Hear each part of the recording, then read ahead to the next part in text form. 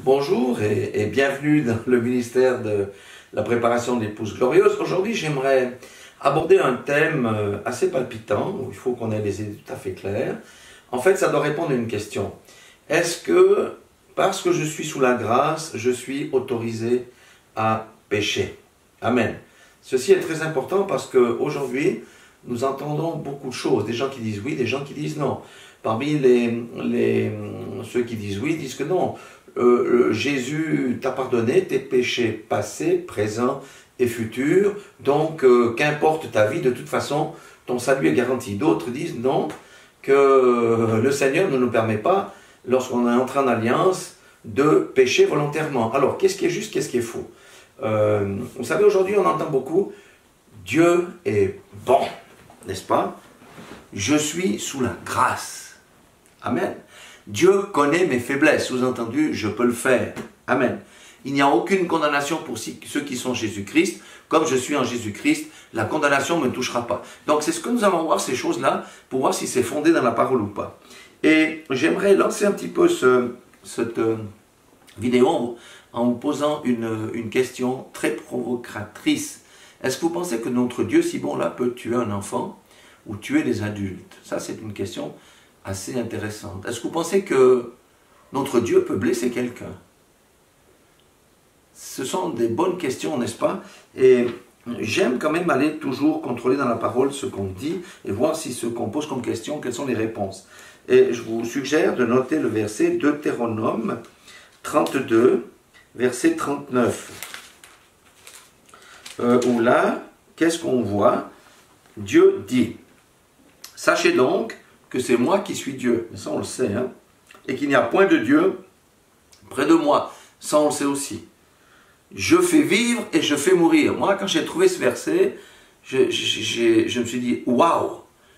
Dieu dit, je fais vivre et je fais mourir, je blesse et je guéris, et personne ne délivre de ma main. Amen.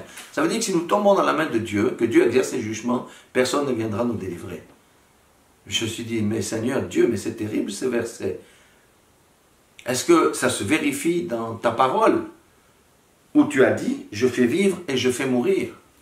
Alléluia. Alors, Dieu fait mourir, lorsqu'il fait mourir, c'est qu'il y a toujours une bonne raison à quelque chose.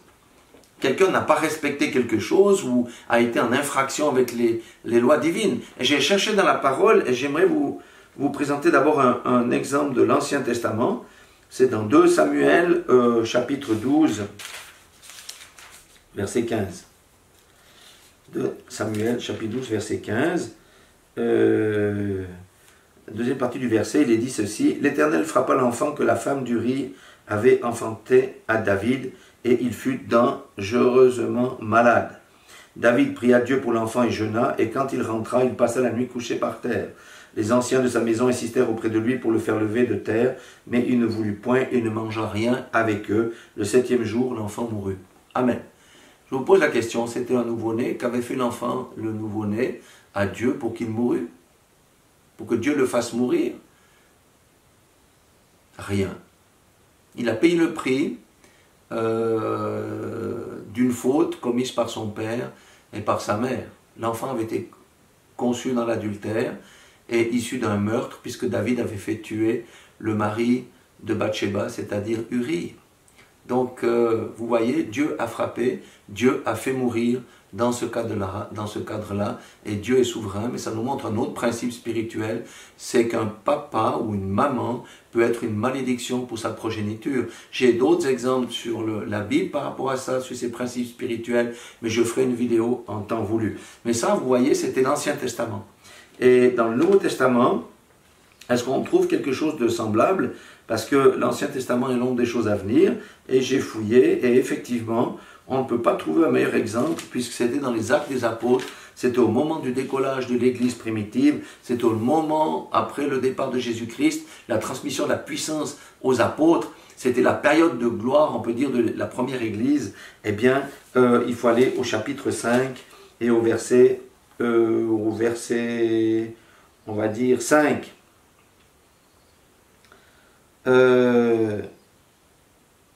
Je situe le contexte. Ananias et Saphira étaient des véritables chrétiens, nés de nouveau, Il n'est pas dit qu'ils parlaient en langue, mais en tout cas, ils étaient des véritables chrétiens qui travaillaient avec Pierre, et Pierre est un homme de discernement, donc c'était ce qu'on appelle des véritables chrétiens, Ananias et Saphira. Mais qu'est-ce qui s'est passé? Ils ont vendu un champ, puis ils ont gardé une partie de l'argent. Dieu leur permettait de garder une partie de l'argent, mais par contre, ils ont menti, ils ont dit qu'ils avaient donné le 100% de la somme du prix. Alors, verset 5, Ananias, entendant ces paroles, tomba et expira. Amen. Une grande crainte saisit tous les auditeurs. Verset 5, verset 6, les jeunes gens s'étant levés, l'enveloppèrent et l'emportèrent et l'ensevelirent. Amen.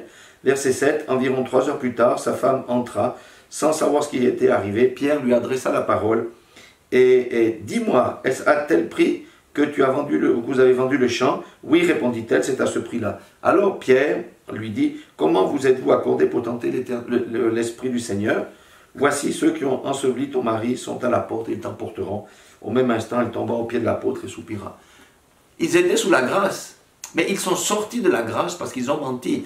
Ils ont passé, vous voyez, de la grâce à la loi, au jugement. Et le Seigneur les a fait mourir à cause de cela. Alors comment peut-on dire que quand tu es né de nouveau, quand tu es entré dans la nouvelle alliance, la manière dont tu vis n'a aucune importance? C'est absolument archi faux. C'est comme ça, avec de telles doctrines, de tels mensonges, de tels discours séducteurs, qu'on envoie des gens à la perdition, qu'on tue les âmes. Oh, que Dieu nous préserve de telles choses. Amen. Savez-vous que, mais ça vous le savez, Dieu a haï le péché dès le commencement. Ancien Testament et Nouveau Testament. Vous allez trouver aucune ligne qui dit que moi j'autorise le péché parce que maintenant je vous ai racheté. Ça n'existe pas dans toute la Bible. Amen. Donc, nous allons encore voir deux versets qui vont régler beaucoup de choses. Dans Deutéronome, on va revenir dans Deutéronome, chapitre 21, verset 20. C'est juste un exemple pratique, hein. C'est juste un exemple pratique, mais il est bon de temps en temps de retourner pour voir les exemples pratiques. Voyons, on va prendre à partir du verset 18, hein, Deutéronome chapitre 21, verset 18. Il dit, si un homme a un fils indocile et rebelle, n'écoutant ni la voix de son père, ni la voix de sa mère, et ne leur obéissant pas même après qu'ils l'ont châtié, le père et la mère le prendront et le mèneront vers les anciens de la ville et à la porte du lieu qu'il habite. Ils diront aux anciens de sa ville, voici notre fils qui est indocile et rebelle, qui n'écoute pas notre voix et qui se livre à des excès et à l'ivrognerie. Et tous les hommes de sa ville le lapideront et il mourra. Tu ôteras ainsi le mal du milieu de toi afin que tout Israël entende et te craigne. Amen. Ça ressemble exactement au comportement du chrétien qui connaît la parole, qui a fait entrer en pacte avec, grâce au sacrifice de l'agneau de Jésus-Christ, et qui marche comme il a envie. Il est rebelle à la parole de Dieu. Son pasteur lui a dit d'arrêter certaines choses. Ses frères, ses sœurs lui ont dit, il a continué. Quel a été le sort? Il est mort, il a été exterminé, il a été sorti de l'assemblée, parce que la Bible dit que ôte le méchant au milieu de toi. C'est pour ça que dans les églises, dans les assemblées, frères et sœurs, dans nos rassemblements, nous sommes beaucoup trop conciliants avec de tels personnages. Amen. Aujourd'hui, on ne les tue pas, bien entendu. Qu'est-ce qu'on doit faire? On doit les ramener à la raison, parce qu'on veut leur salut, qu'ils reviennent et pratiquent la parole, qu'ils se repentent. Et l'affaire est réglée. S'ils insistent, ils ne veulent pas, eh bien la Bible dit qu'il faut les chasser, tout simplement. C'est entre eux et Dieu. Mais ça, c'était l'Ancien Testament. Allons dans 1 Corinthiens, chapitre 5, chapitre 5, verset 12. Oui, ça vous voyez, il s'adresse au conducteur. Qu'ai-je en effet à juger ceux du dehors? N'est-ce pas ceux du dedans que vous avez à juger? Paul nous demande de juger ceux du dedans, ça veut dire on doit être les juges les uns des autres. Hein. Pour ceux du dehors, Dieu les juge. Ôtez le méchant du milieu de vous. Ça veut dire quoi? Ne tolérez pas les pécheurs, les chrétiens qui pêchent, qui sont dans l'illégalité, en infraction avec la parole de Dieu, et qui pratiquent le péché. La Bible nous dit clairement de ne pas les garder au milieu de nous. Eh bien, même si nous sommes sous la grâce, il faut appliquer la parole. C'est pour ça que nous devons être intransigeants avec le péché, mais bons avec le pécheur, avec l'âme de celui qui pêche, parce que nous voulons son salut. Et nous devons le ramener dans la bonne direction. J'aimerais encore donner 2 versets ici, avant de conclure. 1 Corinthiens cette fois-ci. Oui, c'est toujours 1 Corinthiens, chapitre 6, verset 9. Ça dit quoi? Ça, c'est un avertissement qui est sévère. Ne vous y trompez pas. Ni les débauchés, ni les idolâtres, ni les adultères, ni les efféminés, ni les homosexuels, ni les voleurs, ni les cupides, ni les ivrognes, ni les outrageux, ni les ravisseurs n'hériteront du royaume de Dieu. Amen. Comment un chrétien qui se dit chrétien peut-il pratiquer la débauche, l'idolâtrie, l'adultère, etc. C'est pas possible. Donc le sort final ici est totalement scellé. Ça veut dire quoi? Ils n'hériteront pas du royaume de Dieu. Vous voyez, c'est pour ça que nous devons dire la vérité à nos frères et à nos sœurs, parce que la vérité affranchit. Il ne faut pas leur donner un évangile sucré où on cache l'amertume du bonbon, on cache l'amertume de la mort qui se trouve dans le bonbon. Je crois qu'on peut aller aussi encore dans Galates, puisqu'on a un petit peu le temps ici. Voilà. On va prendre Galates, chapitre 5,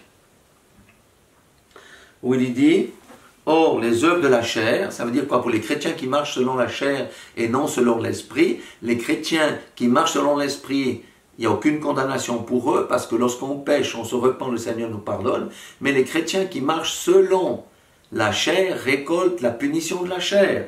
Galates 5, verset 19, « Or, les œuvres de la chair sont évidentes, ce sont la débauche, l'impureté, le dérèglement, l'idolâtrie, les jalousies, les animosités, les disputes, les divisions et les sectes.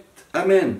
L'envie, l'ivrognerie, les acceptables et les choses semblables, je vous dis que d'avance que, comme je l'ai dit, que ceux qui commettent de telles choses n'hériteront point le royaume de Dieu. » Amen. Ça, c'est les œuvres de ceux qui marchent selon la chair, qui publient haut et fort que je suis sous la grâce, je peux faire comme je veux, alors que la parole dit, si tu fais comme tu veux, tu marches selon la chair, tu n'hériteras pas du royaume, tu es sous la condamnation. Par contre, si tu marches selon l'esprit, tu es libre de toute condamnation, tu es libre, et si tu marches selon l'esprit, tu manifestes un fruit, verset 22 de Galates 5, mais le fruit de l'esprit, c'est l'amour, la joie, la paix, la patience, la bonté, la bienveillance, la foi, la douceur, la maîtrise de soi. La loi n'est pas contre ces choses. Amen. En faisant ça, on accomplit la loi. C'est la loi de l'amour. Mais si nous faisons des choses qui sont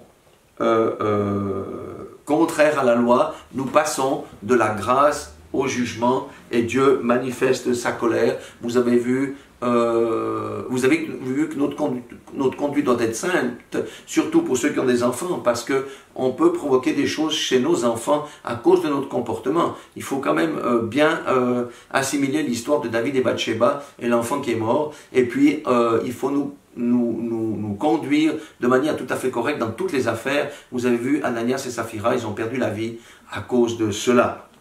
Donc, en conclusion, oui, nous sommes encore sous la grâce, et heureusement, et merci mon Dieu, béni soit Dieu que nous soyons encore sous la grâce, mais que chacun ne fasse pas de cette grâce un alibi pour marcher dans le péché, pratiquer le péché, et finalement vivre comme il a toujours vécu, parce que ça, c'est pas une véritable conversion, et ce genre de personnes, en tous les cas, ceux qui commettent de telles choses, n'hériteront point du royaume de Dieu. Voilà, soyez tous bénis au nom puissant de Jésus-Christ.